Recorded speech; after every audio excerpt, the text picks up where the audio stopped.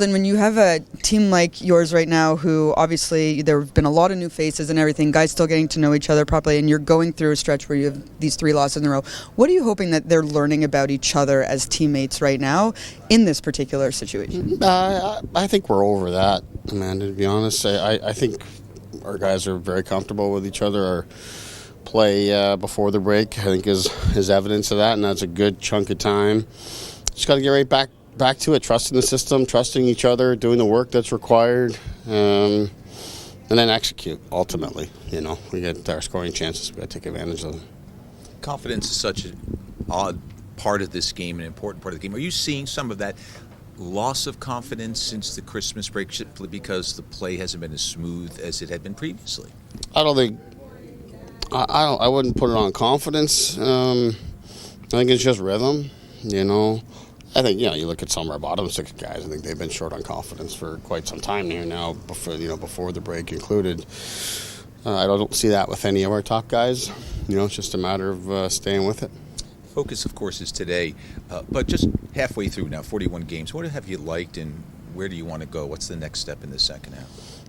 Well, like I've talked about here on this trip, I think our play, in that stretch of time, whatever you want to call it, 6 to 10 games, something like that, of really consistent play, structures in place, and getting good results at the same time. That's, to me, is where we'd like to be. It's a matter of consistency, and the fact that something as small as the break is enough to disrupt us shows us we're not where we need to be. We need to keep building this thing and keep growing it one day at a time. A couple guys in the room yesterday said, looking back, not far away, just a play or two away in these games. Would you agree with that assessment of the last few games? Not in Anaheim. Now with that said, I think we had a real strong first period in that game and could have taken control, and maybe something as small as that can swing things. But those 2 periods, second and third, were not indicative of a team that can have any sort of sustainable winning.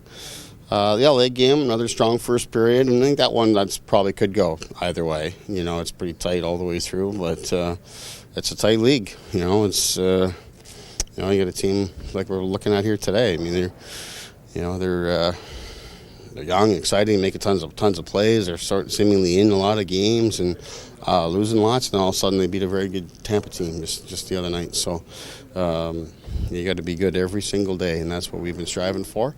And we have been. The results work out in our favor more often than not. So we just got to stick with it and trust it.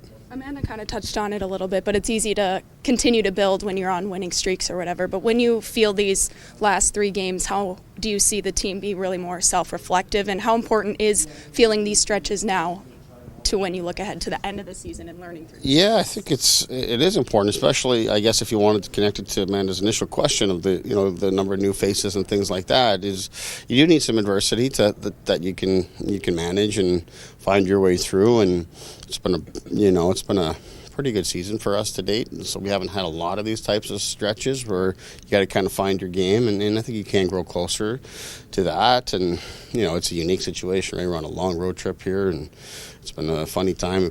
We come back from the break, play 2 games back to back, and then travel to the West Coast, and we played 5 o'clock, 3 o'clock. Now we're going to play 1 o'clock. It's been very strange since coming back from the break here. So all these kind of things, I think, are enough to upset the apple cart a little bit, and through all that, I think you grow.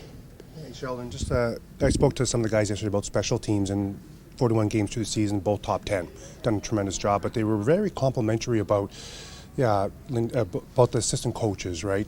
Jeremy Colton and also Ryan McGill. What can you say about what the work they put in and contributing to the execution? Yeah, they've been great. I mean, both guys that I'm obviously working with for the first time, everybody on staff I'm working with for the first time here. And,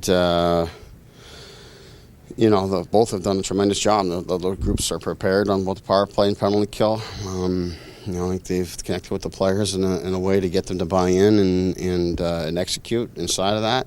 When we've needed to make adjustments, they've made adjustments. So it's been really good for me, both on the special team side and just what they offer, for just to support me and our 5-on-5 play and relationships with the players. So, Sergey Briel and Chris Taylor do a great job for us too. So I've been happy with our staff. Timo Meier had his greatest individual success here. Since you've had him, has he been what you expected, or do you think he has more to give? I think he's by and large, been what I've expected. I think all of our players have a little more to give offensively, and I think we have the puck enough that we can score more than we have. I put Timo in that category.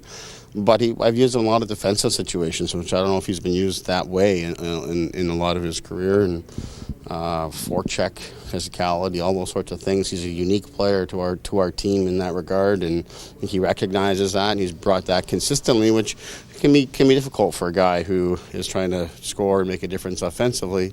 To continue to focus on those defensive responsibilities and the physicality that you need to bring to the group. So I've been real happy with his buy-in and how he's recognized what he can bring to our group. Sheldon, a couple of weeks ago we were talking and you were sort of looking for either Nason or Merce to sort of grab a hold of that Nico line. You said you needed someone to grab that. Are you seeing that from Nace right now?